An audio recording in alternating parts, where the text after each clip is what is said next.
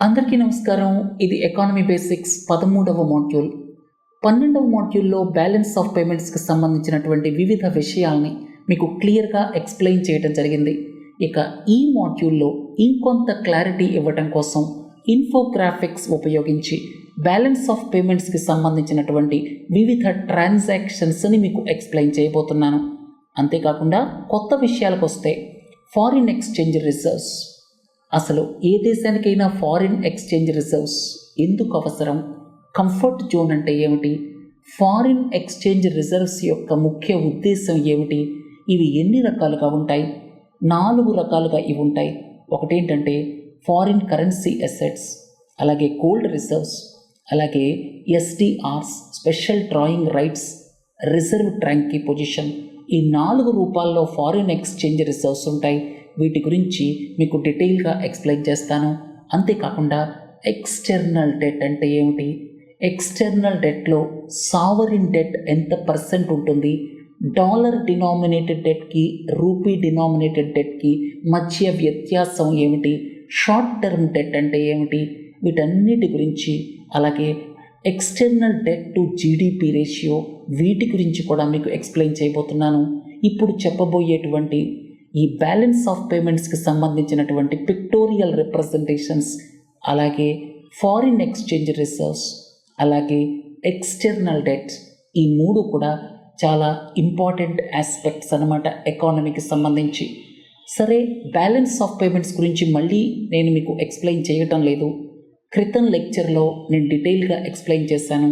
ఇక్కడ ఈ 4 స్లైడ్స్లో ఉన్నటువంటి ఇన్ఫోగ్రాఫిక్స్ ద్వారా అసలు ఇంటర్నేషనల్ ట్రాన్సాక్షన్స్, బ్యాలెన్స్ ఆఫ్ పేమెంట్స్కి సంబంధించి మన దేశానికి ఇతర దేశాలకి జరిగేటువంటి ఇంటర్నేషనల్ ట్రాన్సాక్షన్స్లో ఏ కాంపోనెంట్ ఎలా బిహేవ్ చేస్తుంది అనేది పిక్టోరియల్ రిప్రజెంటేషన్ ద్వారా మీకు ఎక్స్ప్లెయిన్ చేస్తాను.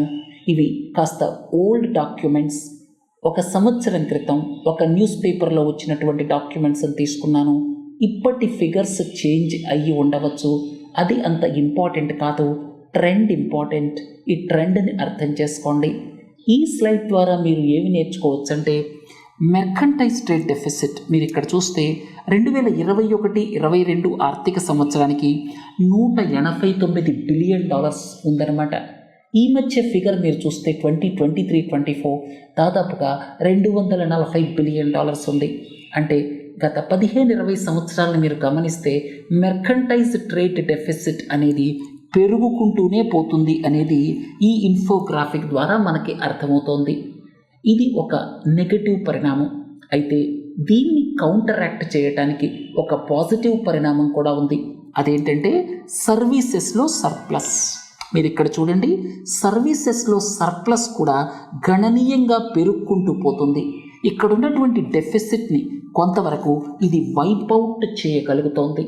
అంటే మన దేశం మెర్కంటైజ్ ట్రేడ్ డెఫిసిట్ని తగ్గించలేకపోయినప్పటికీ కూడా సర్వీసెస్లో సర్ప్లస్ని పెంచుకుంటూ పోవటం అనేటువంటిది శుభ పరిణామం, అలాగే ఆహ్వానించదగ్గ పరిణామం.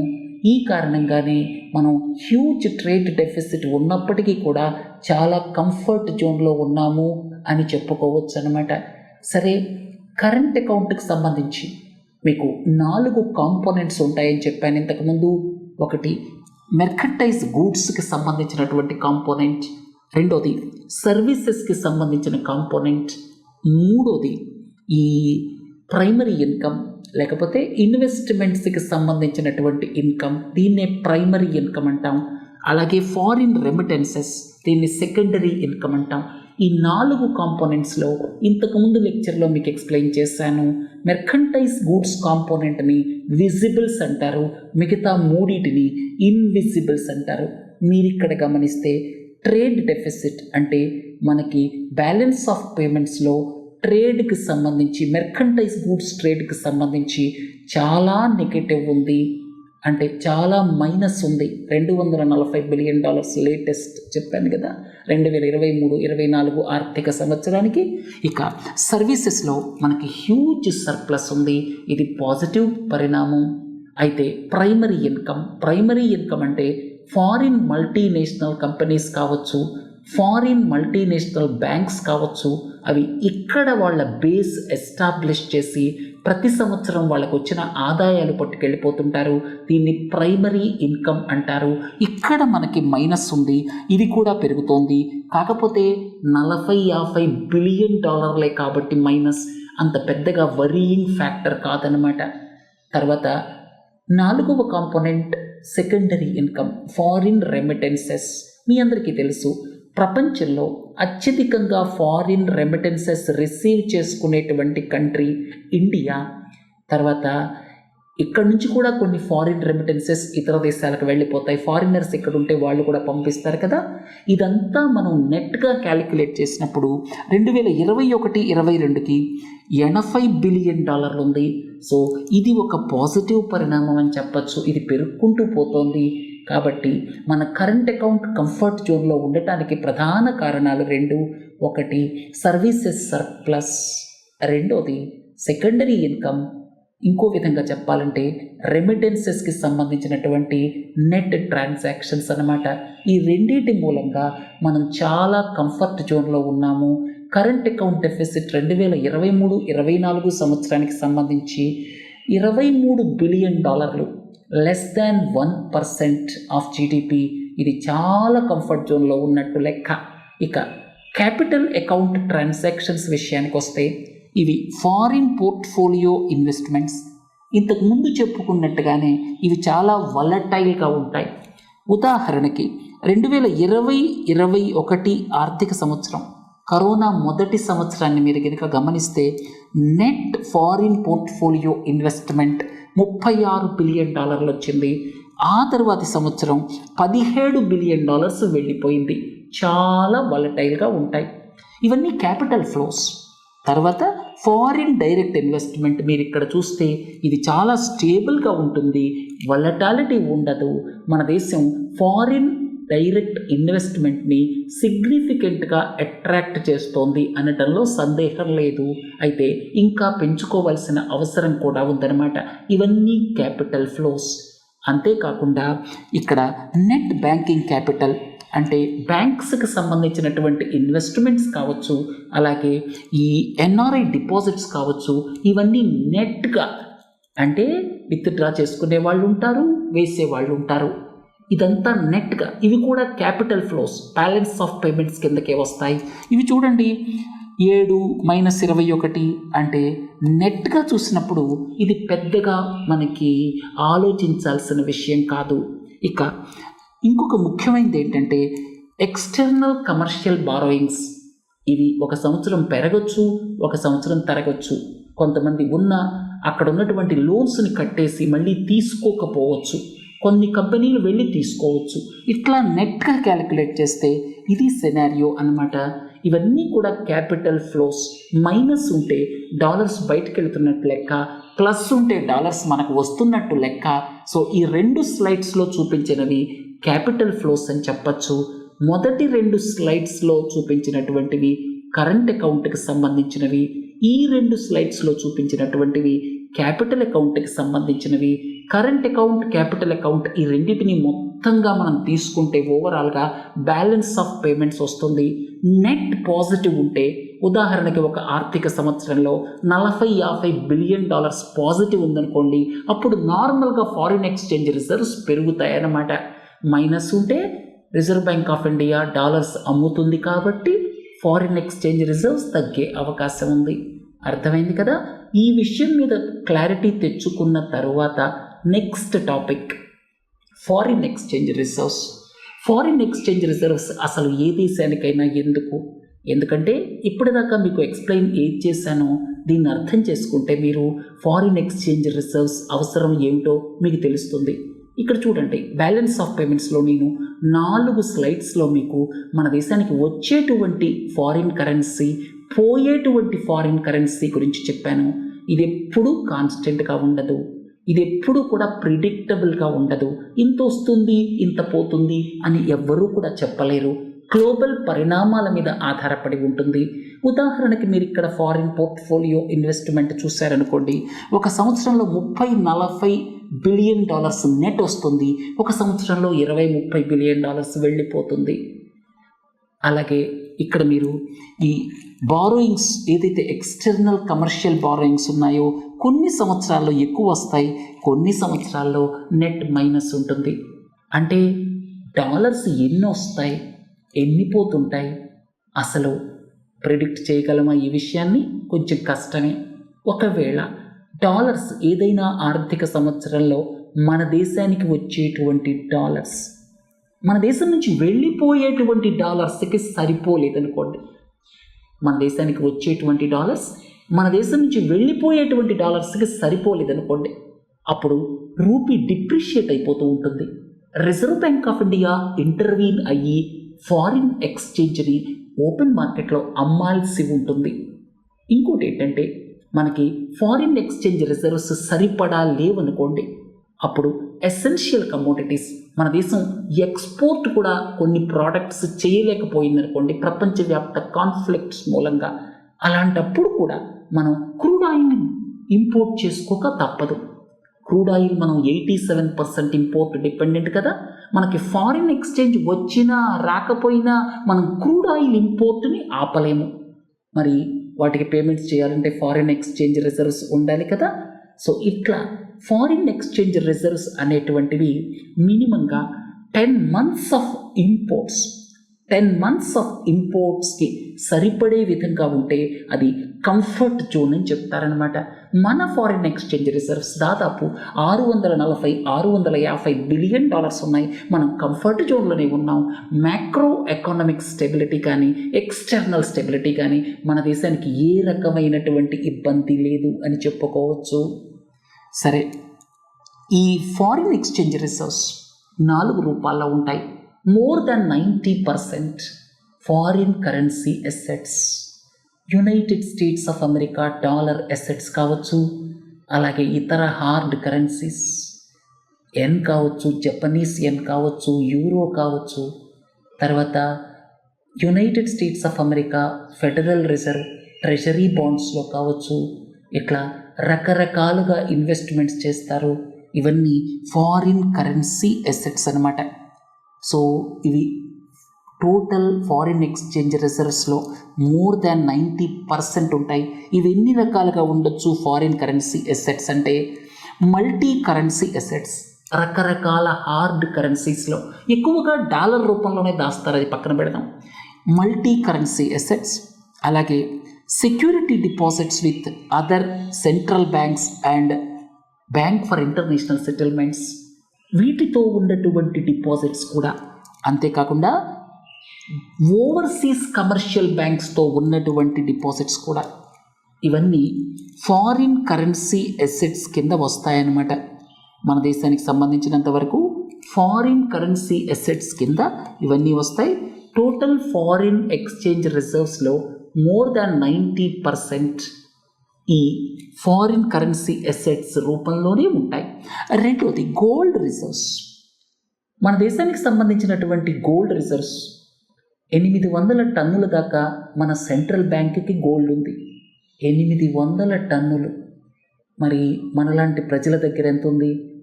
కరెక్ట్ ఎస్టిమేట్స్ అయితే లేవు. దాదాపుగా 40,000 టన్నులు మనలాంటి ప్రజల దగ్గర ఆభరణాలు, గోల్డ్ బార్స్, గోల్డ్ కాయిన్స్ రూపంలో ఉంది. కొంతమంది ఇన్వెస్ట్మెంట్కి కొంటారు, కొంతమంది ఆభరణాలకు కొంటారు. సో మన దేశంలో ఉన్నటువంటి కన్జ్యూమర్స్ దగ్గర ఉన్న గోల్డ్, మనలాంటి వాళ్ళ దగ్గర ఉన్న గోల్డ్ దాదాపు 40,000 టన్నులు అని ఒక అంచనా. మన రిజర్వ్ బ్యాంక్ ఆఫ్ ఇండియా దగ్గర 800 టన్నులు, దగ్గర 700-800 టన్నులు ఆ రేంజ్లో ఉంది. ఎక్కడ దాచారు? కొంతేమో బ్యాంక్ ఆఫ్ ఇంగ్లాండ్, కొంతేమో బ్యాంక్ ఆఫ్ ఇంటర్నేషనల్ సెటిల్మెంట్స్, కొంతేమో ఇక్కడ. ఈ మధ్య ఒక వార్త వచ్చింది, అక్కడ నుంచి కొంత గోల్డ్ ఇక్కడికి తెస్తున్నారు అని చెప్పి. ఎక్కడున్నా సరే అది మన గోల్డే. మన గోల్డ్ రిజర్వ్స్లో భాగం. ఫారిన్ ఎక్స్చేంజ్ రిజర్వ్స్లో గోల్డ్ రిజర్వ్స్ కూడా ఒక భాగం. మన దేశానికి సంబంధించి ఫారిన్ ఎక్స్చేంజ్ రిజర్వ్స్లో గోల్డ్ రిజర్వ్స్ వాటా 7-8% మాత్రమే ఉంది.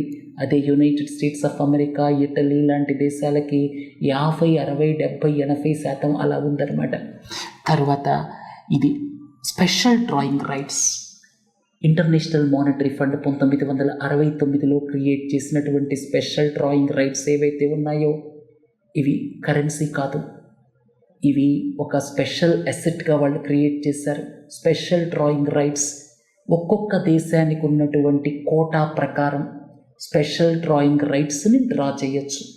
మనం ఇతర దేశాల వాళ్ళకి అమ్మొచ్చు, మనం వాటిని యూజ్ చేసుకోవచ్చు ఏదైనా ఫారిన్ ఎక్స్చేంజ్ క్రైసిస్ వస్తే. స్పెషల్ డ్రాయింగ్ రైట్స్ అనేటువంటివి ఐఎంఎఫ్ వాళ్ళు, ఇందులో మళ్ళీ స్పెషల్ డ్రాయింగ్ రైట్స్లో 2 రకాలు ఉంటాయి. వాటిల్లో జనరల్ ఎస్టీఆర్స్ గురించి మాట్లాడుతున్నాను. ఇవి కంట్రీస్కి కోటాస్ని బేస్ చేసుకొని, ఒక దేశానికి ఉన్న కోటాని బేస్ చేసుకొని, దేశానికి కోటా ఎలా ఉంటుంది, ఏ దేశానికైనా కోటా ఎలా ఫిక్స్ చేస్తారు, ఆ దేశానికి ఉన్న వెల్త్, జీడిపి వీటిని బేస్ చేసుకొని ఫిక్స్ చేస్తారు. దాన్ని బట్టే ఐఎంఎఫ్లో ఓటింగ్ రైట్స్ ఇస్తారు. యునైటెడ్ స్టేట్స్ ఆఫ్ అమెరికా ఉందనుకోండి, దాదాపు 17% కోటా ఉంది, 17% ఓటింగ్ రైట్స్ ఉన్నాయి. అన్ని దేశాలకి ఈక్వల్ ఓటింగ్ రైట్స్ కాదు. ఐఎంఎఫ్లో G7 కంట్రీస్ మొత్తానికి కలిపి దాదాపు 40% ఓటింగ్ రైట్స్ ఉన్నాయి. సో ఒక్కొక్క దేశానికి ఉన్నటువంటి స్టేటస్ని బట్టి, జీడిపిని బట్టి, వెల్త్ని బట్టి కోటాని డిసైడ్ చేస్తారు. సో ఆ కోటాని బట్టి ఈ స్పెషల్ డ్రాయింగ్ రైట్స్ని కేటాయిస్తుంది ఐఎంఎఫ్. అది ఫారిన్ ఎక్స్చేంజ్ రిజర్వ్స్లో భాగం అన్నమాట.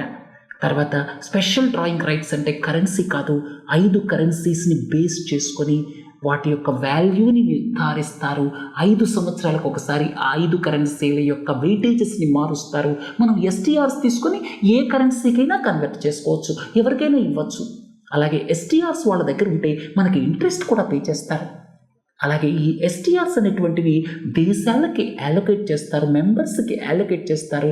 అలాగే డిజిగ్నేటెడ్ ఇన్స్టిట్యూషన్స్ కూడా అలొకేట్ చేస్తారు. అంతే తప్పితే ప్రైవేట్ పర్సన్స్కి ఇవ్వరు, ప్రైవేట్ ఎంటిటీస్కి ఇవ్వరనమాట. తరువాత రిజర్వ్ ట్యాంకీ పొజిషన్. మనం ప్రతి దేశం కూడా ఐఎంఎఫ్లో కొంత కాంట్రిబ్యూషన్ వాళ్ళ కోటా ప్రకారం కాంట్రిబ్యూట్ చేస్తాయి. కోటా ప్రకారం ప్రతి దేశం కూడా ఐఎంఎఫ్కి కాంట్రిబ్యూట్ చేయాలి.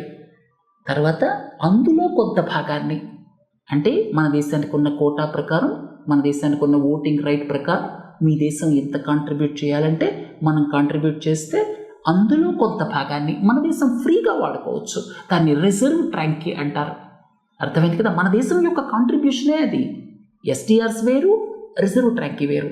సో ఈ 4 కాంపోనెంట్స్ ఏవైతే ఉన్నాయో, ఈ 4 కాంపోనెంట్స్ కూడా ఫారిన్ ఎక్స్చేంజ్ రిజర్వ్స్లో భాగం అన్నమాట. తర్వాత సెంట్రల్ బ్యాంక్స్ అసలు గోల్డ్ రిజర్వ్స్ ఎందుకు హోల్డ్ చేస్తాయి? గోల్డ్ రిజర్వ్స్ ఎందుకు హోల్డ్ చేస్తాయంటే, ఉదాహరణకి ఈ స్లైడ్ చూడండి, మీకు ఇంకా బాగా అర్థమవుతుంది. మొత్తం ఫారిన్ ఎక్స్చేంజ్ రిజర్వ్స్లో United States of America 68% gold రూపంలోనే ఉంది, జర్మనీ 67% గోల్డ్ రూపంలోనే ఉంది, ఇటలీ 64%, ఫ్రాన్స్ 59%, మన దేశం కేవలం 8%. ఇంతకుముందే చెప్పాను కదా, more than 90% foreign currency assets రూపంలో ఉందని. ఇక్కడ కొన్ని దేశాలు, ఈ అడ్వాన్స్డ్ కంట్రీస్ దాదాపు 60%, 59%, 68% అట్లా గోల్డ్ రిజర్వ్స్ రూపంలో ఉంచారనమాట. United States of America central bank దగ్గర 8,000 టన్నుల గోల్డ్ ఉంది. అమెరికా, జర్మనీ, ఇటలీ లాంటి దేశాల్లో వాళ్ళు ఆభరణాలకి గోల్డ్ వాడరు. ఆ దేశాల్లో ఉన్న గోల్డ్లో ఎక్కువ భాగం సెంట్రల్ బ్యాంక్ దగ్గర ఉంటుంది as part of the foreign exchange reserves. మన దేశంలో డిఫరెంట్. 800 టన్నులు, 700 టన్నులే మన సెంట్రల్ బ్యాంక్ దగ్గర ఉంది.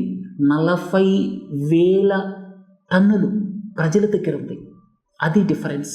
సో ఫారిన్ ఎక్స్చేంజ్ రిజర్వ్స్లో గోల్డ్ రిజర్వ్స్ ప్రిడామినెంట్గా ఈ దేశాల్లో ఉన్నాయి. మన దేశంలో కేవలం 7-8% మాత్రమే గోల్డ్ రూపంలో ఉంది అనేది గుర్తుపెట్టుకోండి. తర్వాత గోల్డ్ రిజర్వ్స్ని, అంటే ఫారిన్ కరెన్సీ అసెట్స్తో పాటుగా గోల్డ్ రిజర్వ్స్ రూపంలో ఎందుకు ఉంచుతారంటే, ఫారిన్ ఎక్స్చేంజ్ రిజర్వ్స్ డైవర్సిఫై చేసుకోవాలి కదా, అందుకని గోల్డ్ రూపంలో కూడా ఉంచుతారు. గోల్డ్ అనేటువంటిది ఒక ఫైనైట్ అసెట్, దాని విలువ కూడా పెద్దగా హెచ్చు తగ్గులు, వలటాలిటీ ఉండదు. పెరిగితే ఒక 5% పెరుగుతుంది, 10% పెరుగుతుంది, లేకపోతే ఒక 5% తగ్గుతుంది. జనరల్గా తగ్గదు, రేర్ కేసెస్లో తగ్గుతుంది, ఎప్పుడు కొంచెం కొంచెం పెరుగుకుంటూనే పోతుంది. తర్వాత వలటాలిటీ తక్కువ ఉంటుంది. తర్వాత సప్లై అండ్ డిమాండ్, చాలా కమోడిటీస్ సప్లై అండ్ డిమాండ్ని బట్టి అటు ఇటు ప్రైసెస్ బాగా మూవ్ అవుతూ ఉంటాయి. కానీ గోల్డ్ విషయంలో అలా జరగదు. అందుకే ఈ యొక్క గోల్డ్ రిజర్వ్స్ని కూడా మెయింటైన్ చేస్తారు. అంతేకాకుండా గోల్డ్ రిజర్వ్స్ని మెయింటైన్ చేసేటువంటి కంట్రీస్కి గ్లోబల్ స్టేటస్ కూడా ఎక్కువ ఉంటుంది. తర్వాత ఇంకొక ముఖ్యమైన విషయం ఏంటంటే ఈ మధ్య గోల్డ్ రిజర్వ్స్ని సెంట్రల్ బ్యాంక్స్ బాగా పెంచుతున్నాయి. ఎందుకని? స్విఫ్ట్ శాంక్షన్స్ మీరు చూసే ఉంటారు. స్విఫ్ట్ శాంక్షన్స్ ఇరాన్ మీద, రష్యా మీద, చాలాసార్లు యునైటెడ్ స్టేట్స్ ఆఫ్ అమెరికా అలాగే వెస్ట్రన్ కంట్రీస్ ఆధీనంలో ఉన్నటువంటి స్విఫ్ట్ ఏదైతే ఉందో, అంటే అది కమ్యూనికేషన్ ఛానల్ అనమాట ఇంటర్నేషనల్ బ్యాంకింగ్ ట్రాన్సాక్షన్స్కి. దాన్ని కంట్రోల్ చేసేది వెస్ట్రన్ కంట్రీస్ అంటే యునైటెడ్ స్టేట్స్ ఆఫ్ అమెరికా. ఎప్పుడైనా ఏ దేశంతో అయినా గొడవ వస్తే ఆ దేశాన్ని ఎనిమీ కంట్రీగా ట్రీట్ చేస్తే స్విఫ్ట్ శాంక్షన్స్ ఆ దేశంలో ఉన్నటువంటి బ్యాంకుల మీద విధించటం అదంతా మనం చూస్తూనే ఉన్నాం.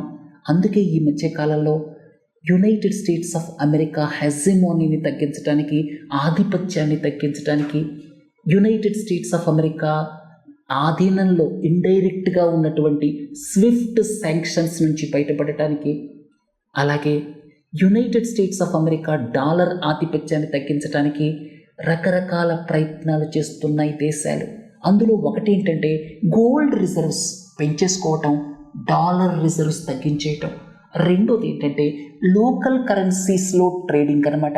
ఈ మధ్య మీరు వినే ఉంటారు, మన దేశానికి యుఏఈకి రూపీ దిర్హామ్ ట్రేడ్, అలాగే మన దేశానికి రష్యాకి మన దేశం రూపాయల్లో పే చేస్తోంది క్రూడ్ ఆయిల్ దిగుమతి చేసుకొని.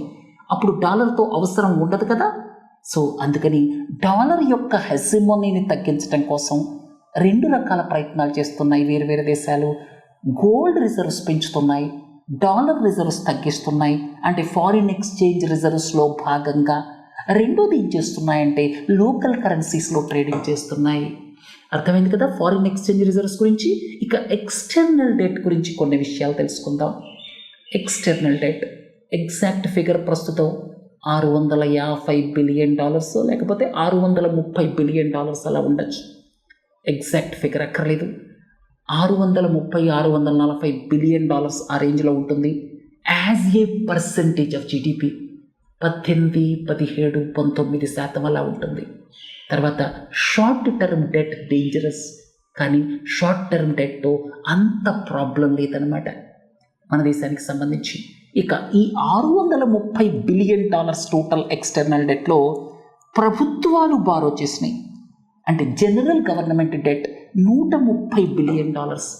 అంటే టోటల్ ఎక్స్టర్నల్ డెట్లో సావరిన్ డెట్, రెండు స్టేట్మెంట్స్ ఇస్తాను జాగ్రత్తగా గుర్తుపెట్టుకోండి.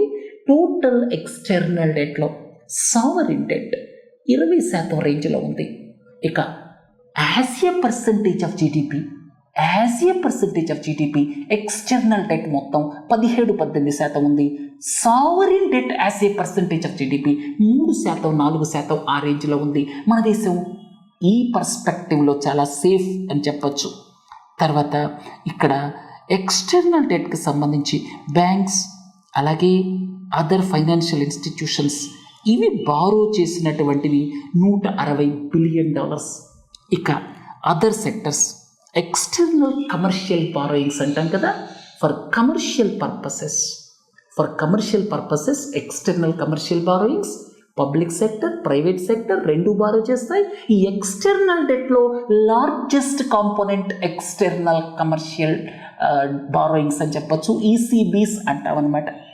అర్థమైంది కదా. ఇవి మేజర్ కాంపోనెంట్స్ ఈ $630-640 బిలియన్ ఉన్నటువంటి ఎక్స్టర్నల్ డెట్లో.